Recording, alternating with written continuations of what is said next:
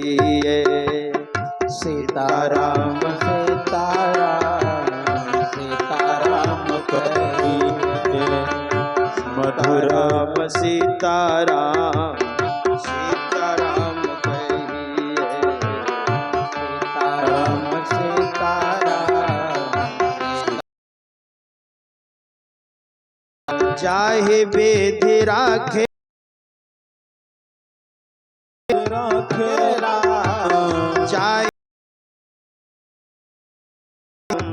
चाहे वेद राखे रहिए। सीताराम सीताराम कहिए। सीताराम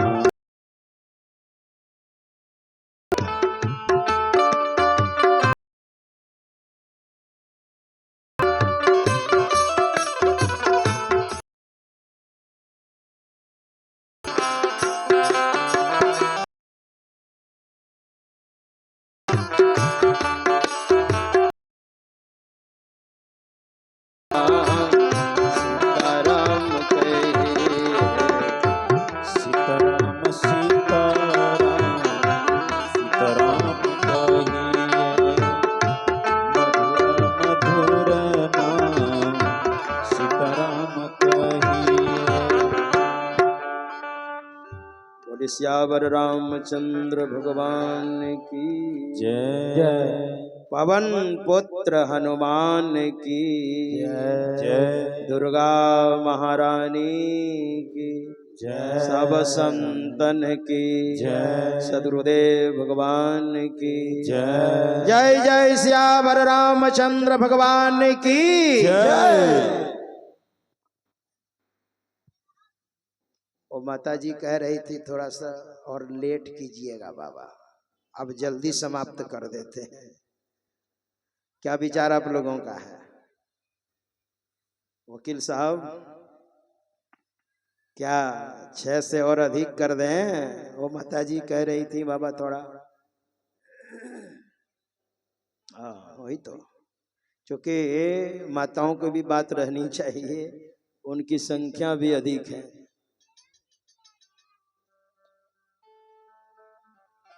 आप लोगों को कोई दिक्कत? जरा हाथ उठाइए तो किनको किनको दिक्कत है? वो सबको दिक्कत है। प्रसन्न कौन कौन है? हाथ उठाइए। पुरुष वर्ग, माता बहन, हाँ सब प्रसन्न। 6:30 तक, हाँ थोड़ा सा ठीक है।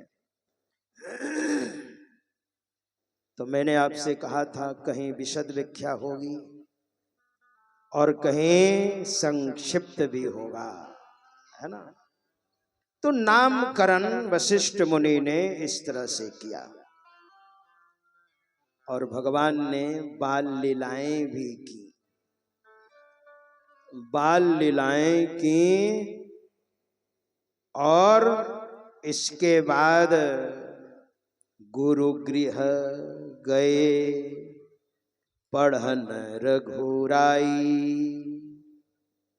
अलप काल विद्या सब आई। ये तो मर्यादा है, इसलिए विद्याध्ययन करने के लिए गुरुकुल भी गए और बहुत कम समय में विद्याध्ययन कर लिया। एक दिन विश्वामित्र मुनि आए राजा दशरथ के पास और राजा दशरथ से कहा, महाराज हमें राक्षस बहुत परेशान करते हैं।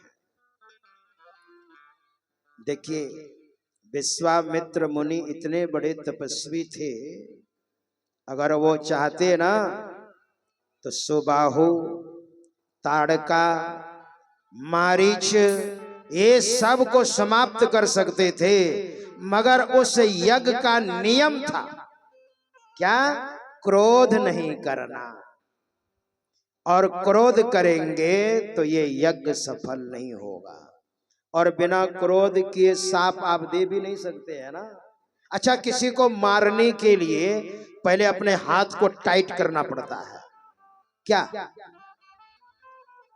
और हाथ को आपने टाइट नहीं किया और मारना चाहते हैं तो कैसा रहेगा?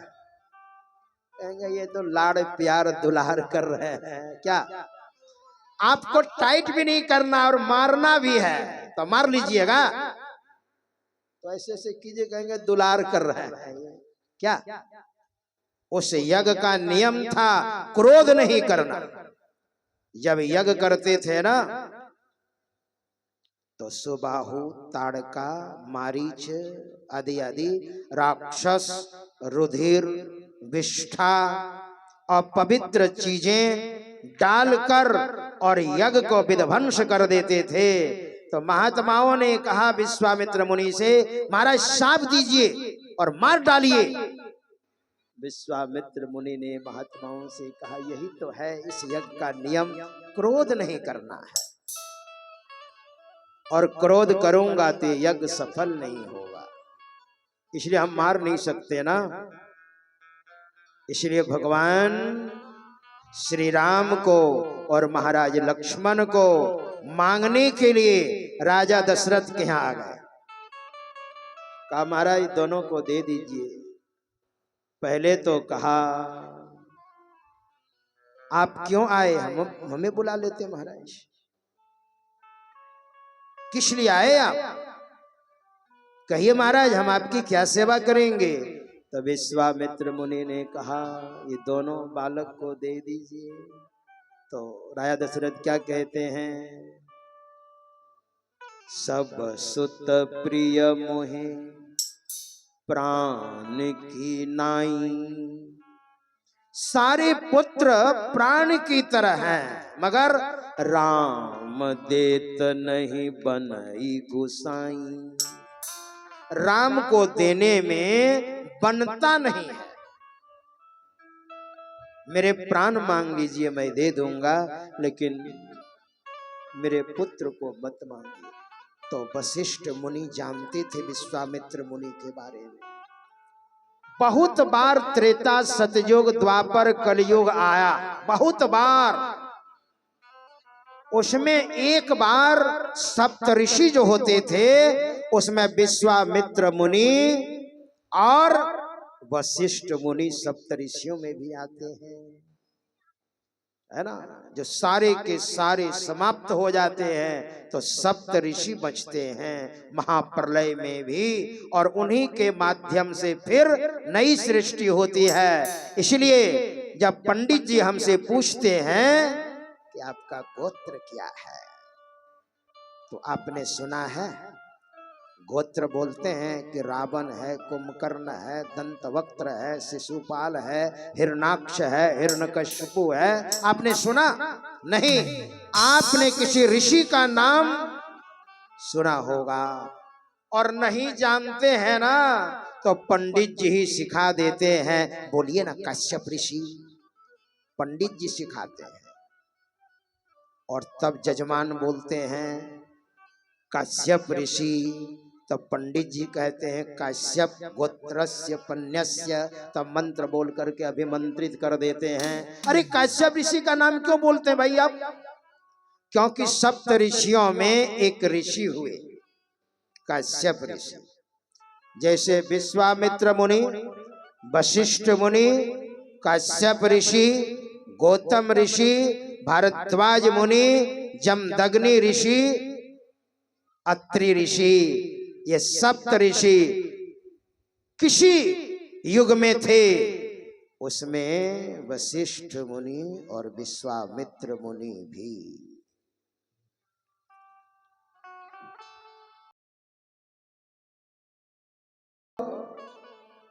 वशिष्ठ मुनि ने राजा दशरथ के कान में जाकर के कहा, ये विश्वामित्र मुनि हैं और आप कह रहे हैं मैं जानता हूं फायदा होगा। तो वशिष्ठ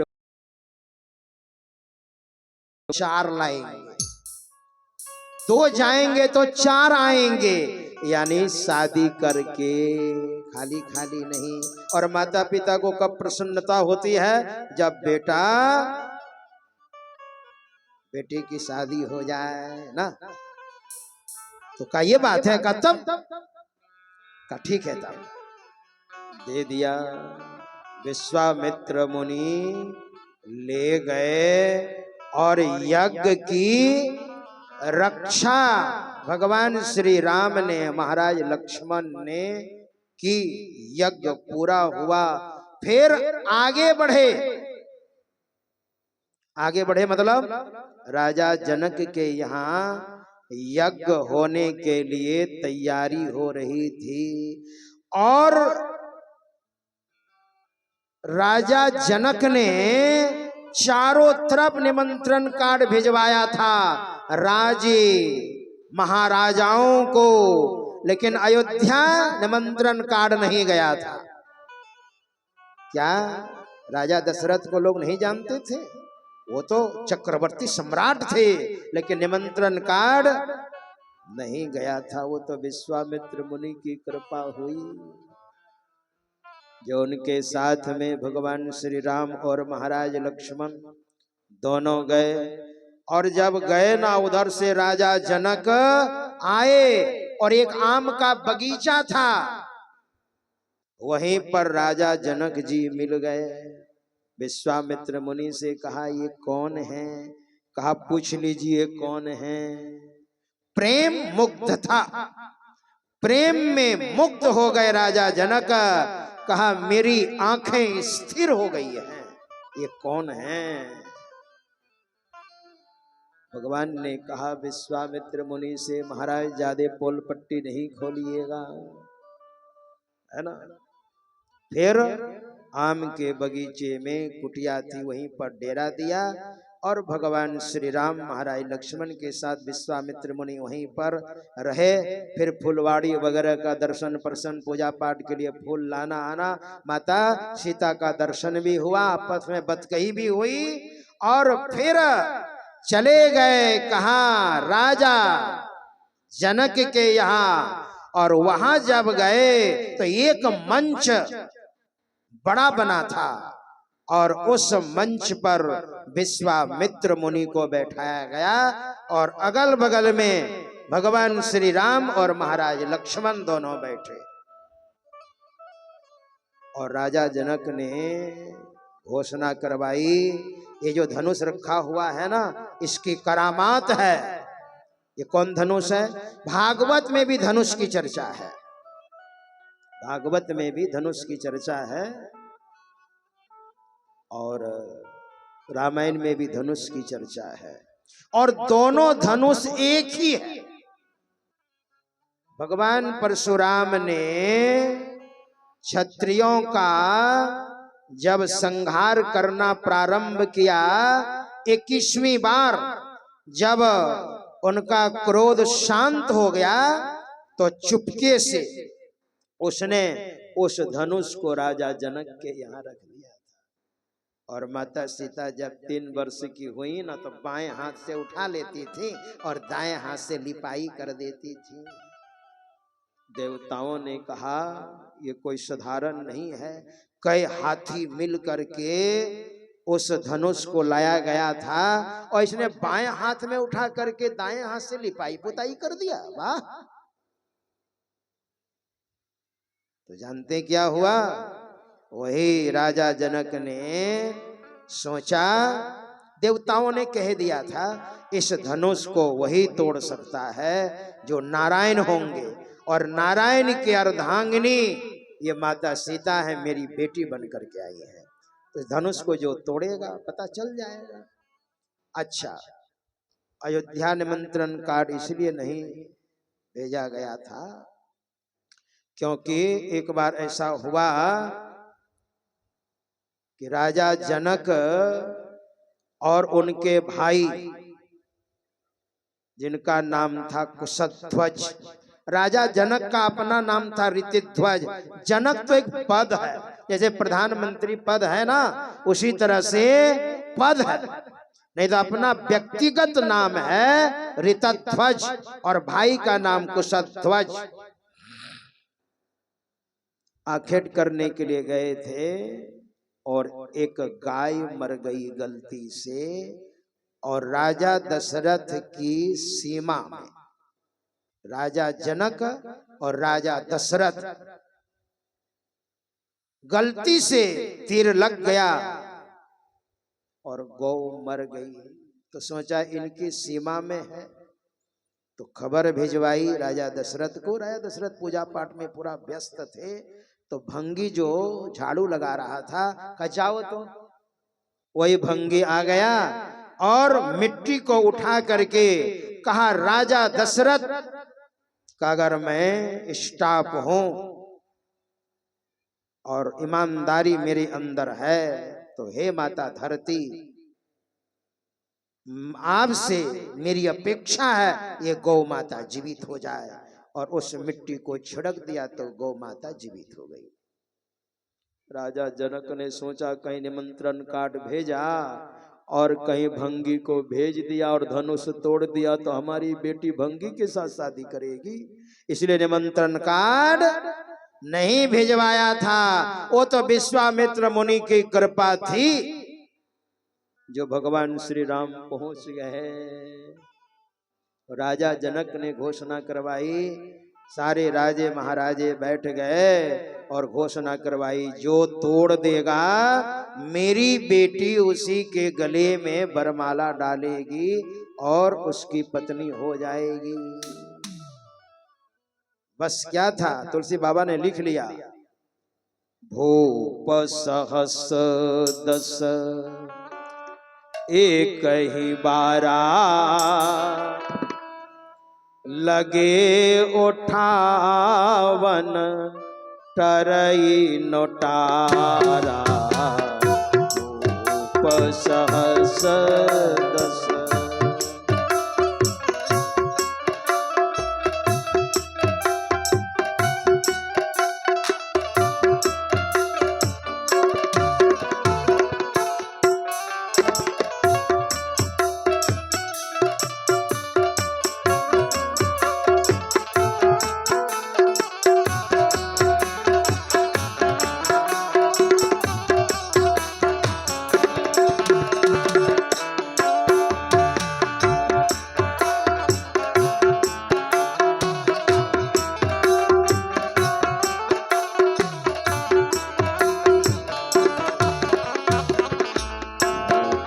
सहस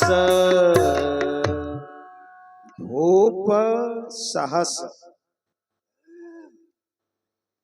सहस का अर्थ होता है हजार और भूप का मतलब राजा, मतलब 10,000। भूप सहस 10, 10,000 राजा एक ही बार में।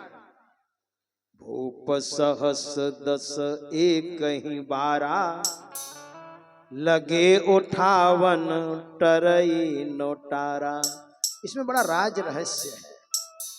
मान लीजिए कि 10,000 राजा एक ही बार में उठाने लग गए, हाँ? तो उस धनुष की लंबाई चौड़ाई कितनी होगी अब समझ सकते हैं जो पकड़े होंगे। या जिस दिन से धनुष यज्ञ प्रारंभ हुआ अब तक में 10,000 राजा बदल चुके होंगे, या बहुत तरह के अर्थ हैं, लेकिन धनुष यज्ञ हुआ है ये सही बात है। डगई नो शंभु सरासन कैसे, वो भोले बाबा का धनुष है वो। आप कहेंगे महाराज ये भोले बाबा का धनुष। डगई नो शंभु सरासन कैसे, कामी बचन सती मन जैसे, डगई नो शंभु। वह धनुष किस तरह से नहीं हिल रहा है, जैसे कामी पुरुषों के वचन सती स्त्री के अंदर घुसे तो कोई प्रभाव नहीं। जो पतिव्रता स्त्री है, कामी पुरुषों के वचन कोई फायदा नहीं। जो पतिव्रता स्त्री है, कामी वचन सती मन जैसे, डगई नो शंभु सरासन कैसे। वो भोले बाबा का धनुष इस तरह से है। एक बार देवता और दानव दोनों में युद्ध हो रहा था, तो देवताओं की ओर से भोले बाबा थे और दैत्यों की ओर से मैं दानव था। और जब युद्ध होता था, भोले बाबा दैत्यों को जब संहार कर देते थे, तो मैं दानव क्या करता था, दानवों को उठाकर अमृत का कुंड था उसमें डाल देता था, दैत्य जीवित हो जाते थे। और दैत्य जब देवताओं को मारते थे, इधर तो कोई अमृत का कुंड था ही नहीं। भोले बाबा ने सोचा मैं तो देवताओं का काम कर रहा हूँ, हे प्रभु, भगवान विष्णु को याद किया, हे प्रभु मैं तो देवताओं का कार्य करता हूँ लेकिन सफलता नहीं मिल रही है प्रभु, ये क्या हो रहा है। और जैसे भीतर भीतर प्रार्थना की ना अंतःकरण से, तो भगवान विष्णु बन गए गौ, है ना, और भगवान ब्रह्मा जी बन गए बछड़ा, और अपनी माया फैला दी। और सारे दैत्यों को देखते देखते देखते भगवान विष्णु गौ रूप धारण करके अमृत के कुंड को पीने लग गए, और ब्रह्मा जी बछड़ा बन करके खड़े हैं और सारा अमृत का कुंड भगवान विष्णु गौ रूप बना करके पी गए। और भगवान विष्णु ने कहा आप चिंता क्यों करते हैं भोले बाबा, उठाइए ये मेरा धनुष, ये सारंग नाम का धनुष है, इसको लीजिए और संहार कीजिए। मैं दानव ने तीरपुर बनाया था, सोने का, चांदी का, लोहे का, तिंत्र का मकान, उसी में घुस करके युद्ध करता था। अब तो भगवान विष्णु ने जब धनुष को दिया, अपना धनुष, और जब मारना समाप्त किया तो सारे दैत्यों का संहार, और मैं दानव घुस गया 3 पुर में। भोले बाबा ने उन 3 पुरों को भी संहार कर दिया, इसलिए भोले बाबा का नाम एक हो गया त्रिपुरारी।